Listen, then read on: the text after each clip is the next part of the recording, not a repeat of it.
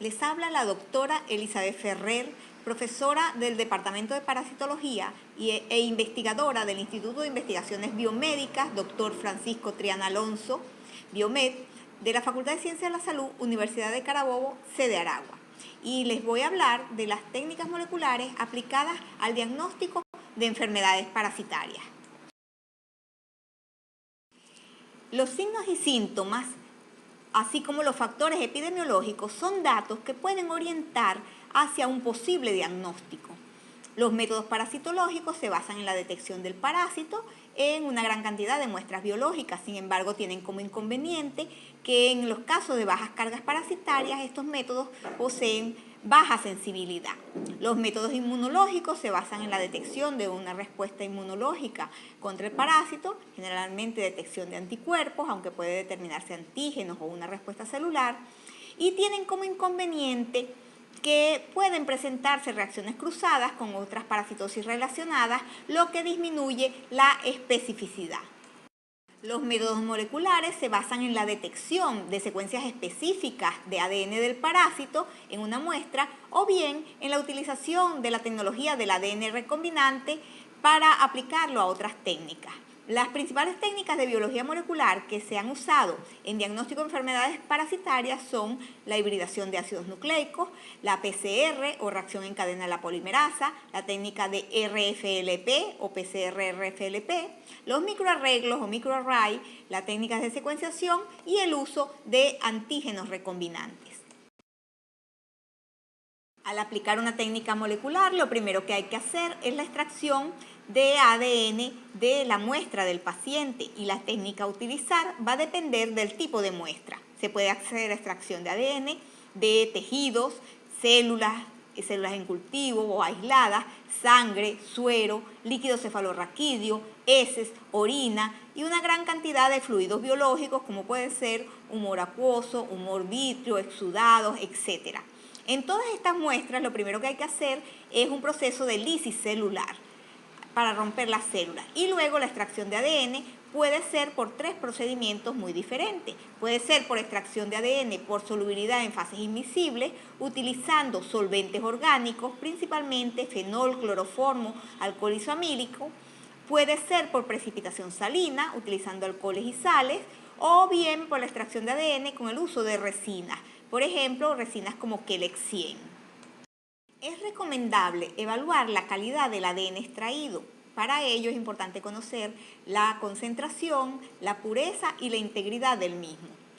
La concentración de ADN de la muestra se calcula mediante el espectrofotómetro, leyendo la absorbancia a 260 y 280, y la concentración de ADN viene dada por la absorbancia a 260 nanómetros, por el factor de dilución, por el factor de 50 microgramos por mililitro. La pureza viene dada por la relación de la absorbancia a 260 nanómetros entre la absorbancia a 280 nanómetros. La integridad de ese ADN se puede observar en electroforesis en geles de agarosa, teñidos con bromuro de tidio, y se debería observar la banda de ADN íntegra. Una de las principales técnicas moleculares, de las primeras en utilizarse, fue la hibridación de los ácidos nucleicos. El ADN está compuesto por dos hebras, donde hay un apareamiento específico de bases por complementariedad debido a puentes de hidrógeno. Esta complementariedad permite la detección y análisis del ADN, ya que las hebras de ADN pueden ser separadas bajo condiciones que rompan esos puentes de hidrógeno, por ejemplo, calor, y la doble hebra puede ser reformada in vitro, siempre y cuando sean complementarias. La formación de esa doble hebra va a depender de la complementariedad de la secuencia.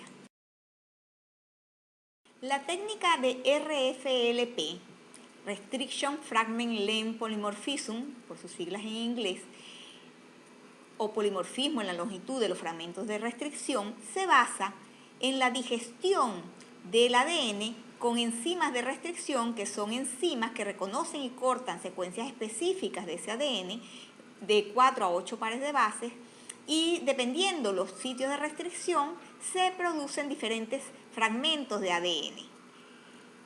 Hay que seleccionar las enzimas, hay que digerir el ADN y separar esos fragmentos y observar los patrones y compararlos con patrones conocidos.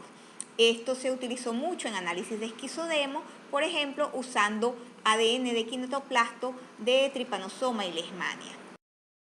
Los microsatélites son fragmentos cortos de ADN de 2 a 6 pares de bases que se repiten en tándem y están situados generalmente en regiones del genoma no codificante.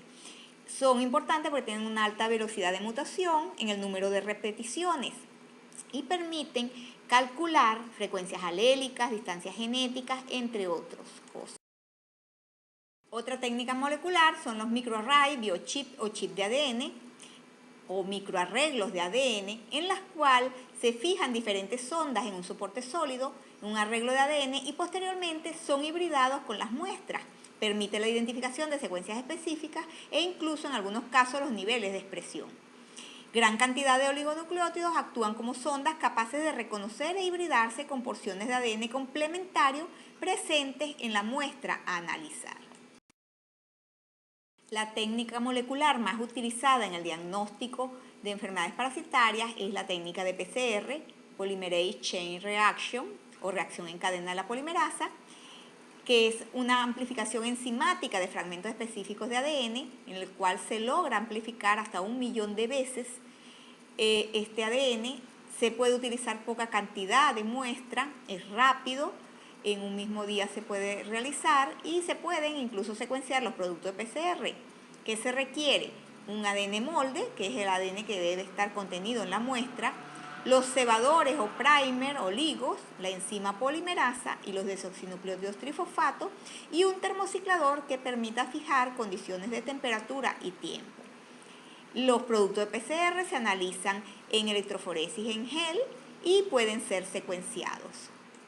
La técnica de PCR se basa en 3 procesos: un proceso de desnaturalización del ADN a altas temperaturas, donde las cadenas se separan, un proceso de hibridación, donde se unen por complementariedad los cebadores o primer, y un proceso de elongación o extensión, en donde la polimerasa actúa uniendo desoxinucleótidos trifosfato y formando una nueva cadena, siguiendo como molde una de las cadenas del ADN.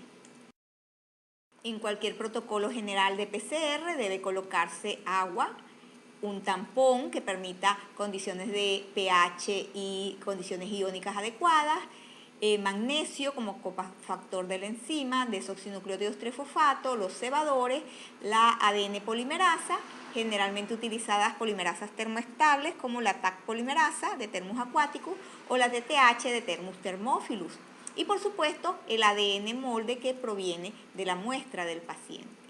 Se programa el termociclador para temperatura y tiempo, para los procesos de desnaturalización, hibridación y extensión, así como se programa también el número de ciclos, y posteriormente los productos son analizados en geles de agarosa principalmente.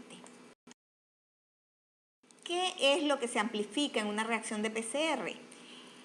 Existen varias dianas de la PCR, se usa principalmente ADN altamente repetido, como el ADN satélite o el ADN de ciertos orgánulos especiales, ADN moderadamente repetido, como el ADN ribosomal, ADN mitocondrial o secuencias de minisatélites, microsatélites, entre otras, y en algunos casos genes específicos que pudiesen tener varios números de copias.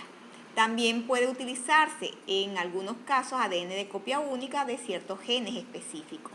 El ADN satélite se usa mucho, son secuencias de ADN repetitivas, entre 2 a 50 pares de bases, son especies específicas y se dan en repeticiones en tándem.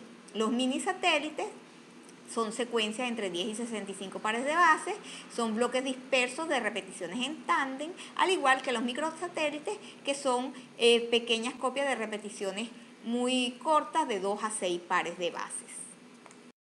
La técnica de PCR, como toda técnica, también tiene sus limitaciones. Puede haber inhibición de la PCR por ciertas sustancias, puede haber contaminación de la PCR, en muchos casos se requiere conocimiento de la secuencia a amplificar, o puede que se utilice la muestra equivocada, donde no haya probabilidad de encontrar el ADN que se quiera amplificar. Existen diversos tipos de PCR.